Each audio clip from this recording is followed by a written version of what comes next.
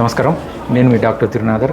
ఈరోజు ఒక emergency doctor యొక్క విధుల గురించి మనం తెలుసుకుందాం. ఈరోజు ఎమర్జెన్సీ అనేది ఎంత ఇంపార్టెంటో హాస్పిటల్కి ఒక బ్యాక్ బోన్ లాంటిది. ఇది అన్సంగ్ హీరోస్ అని చెప్తుంటారు వీళ్ళని.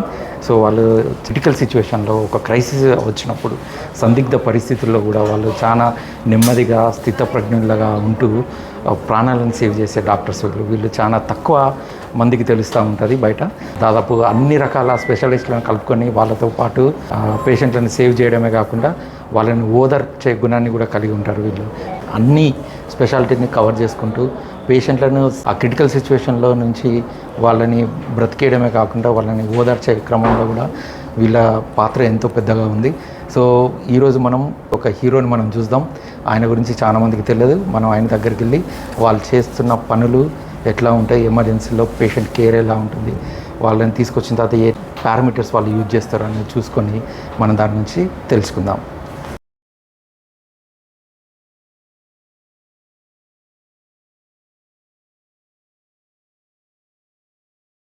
Hello sir, this is doctor Dikshit Bojja, emergency physician.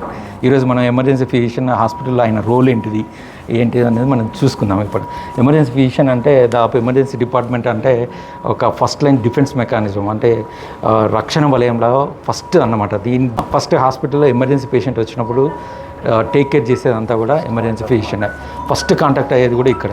వీళ్ళది ఏంటంటే ఎమర్జెన్సీ ఫిజిషియన్ రోల్ మనం అందరూ అనుకున్నట్టే అన్ని రకాల స్పెషాలిటీకి సంబంధించిన నాలెడ్జ్ ఉంటుంది వీళ్ళకి. విత్ ఇన్ ఫ్రాక్షన్ ఆఫ్ సెకండ్లో డిసిషన్ తీసుకొని చనిపోయే పేషెంట్లను బతికించడము, అన్కాన్షియస్ ఉన్న పేషెంట్లను రివైవ్ చేయడము, ఇట్లాంటివన్నీ చేస్తూ ఉంటారు. He's jack of all trades, master of resuscitation. అసలు రిసర్చియేషన్ అంటే ఏంటిది, ట్రయేజ్ అంటే ఏంటిది చూద్దాం ఇప్పుడు మనం.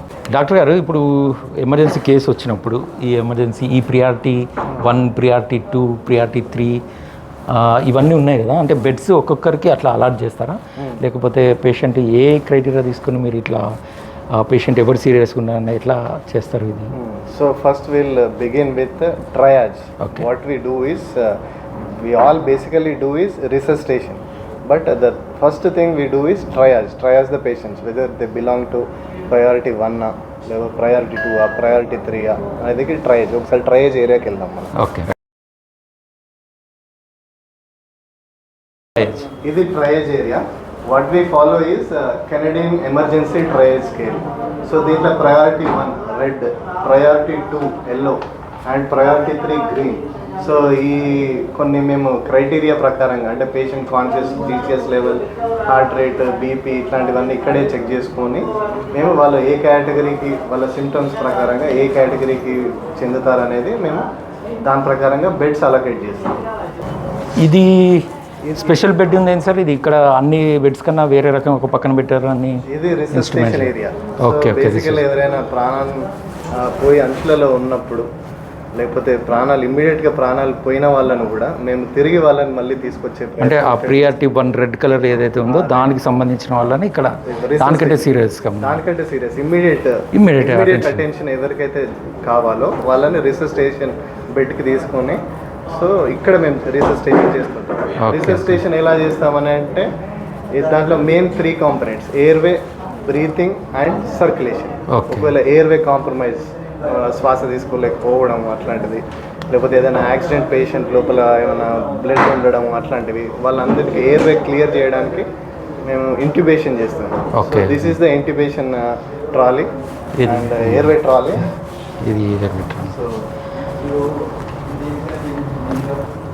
ఇది ఏంటి సార్, దీని ఏమంటారు? సో ఇది ఎయిర్వే ట్రాలీ.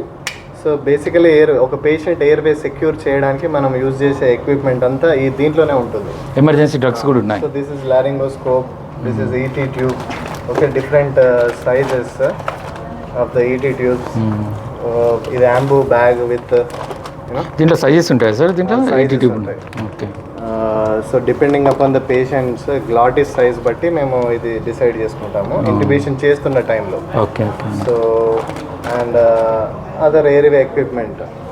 ఓకే, ఇప్పుడు ఇంట్యుబేషన్ అవసరం లేని వాళ్ళకి ఈ యాంబూ బ్యాగ్ యూజ్ చేస్తారా? ఫస్ట్ యాంబూ బ్యాగ్ తోటి వాళ్ళని ఆక్సిజనేషన్ పెంచి దాని తర్వాత డ్రగ్స్ ఇచ్చేసి దాని తర్వాత ఎయిర్వే సెక్యూర్ చేయడం జరుగుతుంది. Okay. So this is airway trolley. Airway trolley.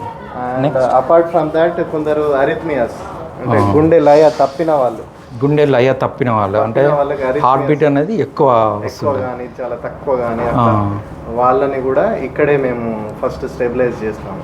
So shocks ఇవ్వడము. So this is our defibrillator. ఇది డిఫిబ్రిలేటర్. సో మీరు సినిమాలలో చూస్తూనే ఉంటారు ఇట్లా షాక్స్ ఇవ్వడం ఇవన్నీ. అయితే సినిమాలలో చూపిస్తారు కదా సార్, హార్ట్ ఆగిపోయిన తర్వాత ఇచ్చినట్టు చూపిస్తారు, అట్లా ఉండదు కదా మామూలుగా అయితే. సినిమాలలో కొంచెం డ్రామాటిక్ చేయడానికి వాళ్ళు అట్లా చేస్తుంటారు. కాకపోతే యూజువల్లీ ఏంటంటే VT, VF, ventricular tachycardia, ventricular fibrillation ఇట్లాంటి రిథమ్స్ ఉన్న వాళ్ళకి మాత్రమే మనం షాక్ ఇస్తాం. అంటే షాక్ ఇవ్వాలంటే ఖచ్చితంగా ఈ సీజన్లో మనకు రిథం కనబడాలి, అంతేగాని సినిమాలో చూపించినట్టు స్ట్రైట్ లైన్ వస్తే షాక్ ఇవ్వము. అడ్మిషన్ చేసిన తర్వాత వెంటిలేటర్ కనెక్ట్ చేయడం అట్లా. సో ఇది ఒకటే కాకుండా ఇది ఎయిర్వే. ఇక బ్రీతింగ్ ఒకవేళ ఆయాసం బాగా ఉంటే మనం ఏం చేస్తాం, ఎన్ఐవి కనెక్ట్ చేయడము, అది కూడా వెంటిలేటర్ సాయంతో అట్లా కొంచెం ఏబీజీ చూసుకోవడము, దాని ప్రకారంగా సోడా బైకార్బ్ ఇవ్వడమా ఏమి ఇవ్వడమా. సో మెయిన్గా బాగా క్రిటికల్ ఉన్న పేషెంట్కి ఎయిర్వే, బ్రీతింగ్, సర్క్యులేషన్ అంటే ఐవి యాక్సెస్. ఒకవేళ బీపీ బాగా తక్కువ ఉంటే వాళ్ళ బీపీ పెంచే ప్రయత్నము, ఫ్లూయిడ్స్ కానివ్వండి, ఐనోట్రోప్స్ కానివ్వండి. సో ఈ ఎయిర్వే, బ్రీతింగ్, సర్క్యులేషన్ ఒక్కసారి అయిపోయిన తర్వాత వాళ్ళు ఏ కేటగిరీ, ఐ మీన్ ఏ డిపార్ట్మెంట్, కార్డియాక్ డిపార్ట్మెంట్ కోఆర్డినేషన్, అన్ని స్పెషాలిటీ వాళ్ళ నుంచి కోఆర్డినేషన్ వాళ్ళని పిలిపిస్తాము అవసరం లేకపోతే ఐసీయూకి షిఫ్ట్ చేయడం జరుగుతుంది. సో ఇప్పుడు ఎమర్జెన్సీ ఫిజిషియన్ అంటే అన్ని స్పెషాలిటీకి సంబంధించింది కంపల్సరీ నాలెడ్జ్ అయితే ఉండాలి. ఇప్పుడు కార్డియాక్ పేషెంట్ వచ్చిండే, హార్ట్ అటాక్ పేషెంట్ వచ్చిండే, హార్ట్కి సంబంధించింది కార్డియాలజిస్ట్కి తెలిసింది తెలియాలి. పక్షవాతం పేషెంట్ వస్తే సివిఏలో న్యూరో ఫిజిషియన్ మీరే కావాలి. ఎవరైనా ట్రామా అంటే ఏమైనా మేజర్ ట్రామా అయిపోయి కాళ్ళు చేతులు ఇరిగిపోయిన వాళ్ళు వచ్చినప్పుడు ఆర్థోపెడిక్ నాలెడ్జ్ కూడా ఉండాలి. ఛాతీ, కడుపు దెబ్బ తాకిన లోపల పిల్లలకు సంబంధించి వచ్చినప్పుడు పీడియాట్రిక్ నాలెడ్జ్ కూడా ఉండాలి. సో అన్ని గురించిన నాలెడ్జ్ అయితే కంపల్సరీ ఎమర్జెన్సీ ఫిజిషియన్కి అవసరం. చూసారు కదా, ఇప్పుడు ఎమర్జెన్సీ ఫిజిషియన్లో మెయిన్గా ఫస్ట్ ట్రయేజ్ ఉంటుంది. వచ్చిన మాస్ క్యాజువాలిటీ వచ్చినప్పుడు పేషెంట్లని ఎక్కడెక్కడ పెట్టాలి, వాళ్ళ ప్రియారిటీ ప్రకారం ఎట్లా పెట్టాలనేది చూసాము. ట్రయేజ్ తర్వాత రిసెసియేషన్ అంటే పేషెంట్ అపస్మారక స్థితిలో ఉన్నప్పుడు ఆయన సర్వైవ్ చేయడానికి ఏమేం చేయాలో కూడా డాక్టర్ గారు వివరించారు ఇప్పుడు. అంతేకాకుండా వీళ్ళు అన్ని కోఆర్డినేట్ చేసుకుంటారు, అన్ని డాక్టర్ స్పెషాలిటీలైన అందరికీ సంబంధించిన ఇమ్మెన్స్ నాలెడ్జ్ వీళ్ళ దగ్గర ఉండాల్సింది. ఒక కార్డియాలజిస్ట్కి పంపించాలన్నా, న్యూరో ఫిజిషియన్కి పంపించాలన్నా, లేదా ఫిజిషియన్కి కానీ జనరల్ ఫిజిషియన్ పంపించాలన్నా, పల్మనాలజిస్ట్, వీళ్ళందరూ రేడియాలజిస్ట్, ముఖ్యంగా రేడియాలజిస్ట్ తోటి డిస్కస్ చేసి ఏంటిదని ప్రైమరీగా పేషెంట్ ఏ డిపార్ట్మెంట్కి సంబంధించిన అయినా కూడా ఆ లైఫ్ సేవింగ్ అనేది మాత్రం ఇక్కడే జరుగుతుంది మొత్తం. రిసెసియేషన్ ఇది అయిపోయిన తర్వాత ఇక చాలా క్రిటికల్ ఉన్న patients priority 1 area. So this is red area, priority 1 area. And next these 2 beds are priority 2. ఇది ప్రయారిటీ 2 అంటే లాంగ్ బోన్ ఫ్రాక్చర్స్, లేకపోతే ఇంకా లెస్ ఇన్ఫెక్షన్స్. ఇప్పుడు మనం ప్రయారిటీ 1 అంటే sepsis, MI, acute CVA, stroke, ఇవన్నీ బాగా ఎస్ఓబిస్, అక్యూట్ సివియర్. ప్రయారిటీ 2 అంటే కొంచెం కాన్షియస్ ఉన్నా పర్లేదు, కానీ మైల్డ్ డిసీజ్ ఉన్న వెరైటీ ఇట్లా. సో ఒకటేసారి మాస్ క్యాజువాలిటీ వస్తాయి, పెద్ద యాక్సిడెంట్ జరిగింది అనుకోండి, లేదా అట్లాంటి అయినప్పుడు ఒకటేసారి పేషెంట్లు అందరు లోపలికి రష్ వస్తారు కదా, అట్లాంటప్పుడు మీ రోల్ ఎక్కువ ఉంటుందని అందరు చెప్తుంటారు. సో దాంట్లో మీరు ఈ ట్రయల్స్లో సింపుల్గా ఎట్లా చేస్తారు మామూలుగా? అది ఒక డిజాస్టర్ మేనేజ్మెంట్ ఉంటుందండి. సో అది మనము స్టార్ట్ ప్రోటోకాల్ అని చెప్పేసి, సో దాని విధంగా అప్పుడు ఈ కెనడియన్ ట్రయల్ సిస్టమ్ యూజ్ చేయండి. ఓకే, వేరే స్టార్ట్ ప్రోటోకాల్ అని ఉంటుంది, అదొక డిఫరెంట్ క్రైటీరియా అది. దాని గురించి మనం ఇంకా వేరే దాంట్లో డీటెయిల్గా మాట్లాడవచ్చు. రైట్, చూసారు కదా ఎమర్జెన్సీ ఫిజిషియన్ యొక్క రోల్. ఈయన ఎమర్జెన్సీ ఫిజిషియన్ అతను హాస్పిటల్లో ఒక బ్యాక్ బోన్ లాంటాడు. చాలా మందికి ఇతని గురించి తెలియదు, అన్సంగ్ హీరో. నిజంగానే ఈయన jack of all trades, master of resuscitation అంటే సారే. సో సార్ అవసరం ఎంతైనా హాస్పిటల్కి ఉంటుంది. సో ఇదేంటి సార్? ఇది card, this is crash card. ఒక మనిషి లైఫ్ సేవ్ చేయడానికి ఏమేమైతే ఎక్విప్మెంట్ అవసరమో అవన్నీ కలిపి దీంట్లో ఉంటాయి. ఓకే. సో ఇంతకుముందు మనం ఎయిర్వే ట్రాలీ గురించి డిస్కస్ చేసాం కదా, ఆ ఎక్విప్మెంట్ ఉంటుంది. దాంతోపాటు life saving drugs, adrenaline, atropine, dopamine, ఇట్లాంటివి. Okay, this is adult and this is paediatric. And intubation అప్పుడు కావాల్సిన డ్రగ్స్ అవన్నీ, మజిల్ రిలాక్సెంట్స్ అవన్నీ దీంట్లో ఉంటాయి. So this is scratch card. ముందు మనకి డాక్టర్లు అంటే జనరల్ ఫిజిషియన్, పల్మనాలజిస్ట్, ఒక ఆబ్స్టెట్రిషియన్, ఆర్థోపెడిషియన్, బొక్కల డాక్టర్ అట్లా ఉంటుండే. సో ఇప్పుడు ఈ స్పెషాలిటీస్ పెరుగుతున్న కొద్దీ ఇంకా సూపర్ స్పెషాలిటీస్ వచ్చాయి. ఇది కార్డియాలజీ, నెఫ్రాలజీ, యూరాలజీ, ఇలాంటి ఎండోక్రైనాలజీ ఇలాంటి సూపర్ స్పెషాలిటీస్ కూడా వచ్చాయి. సో అట్లా బ్రాంచెస్ పెరుగుతున్న కొద్దీ డాక్టర్స్ యొక్క విజన్ చాలా, అంటే వాళ్ళు చూసే పేషెంట్స్ ఒకటే కేటగిరీకి సంబంధించిన పేషెంట్స్ అట్లా చూడడం అనేది జరుగుతుంది. సో అట్లా ఒక ట్యూబులర్ విజన్ అంటారు. సో ఒక ట్యూబులర్ విజన్లోకి వెళ్ళిపోతున్నారు డాక్టర్స్.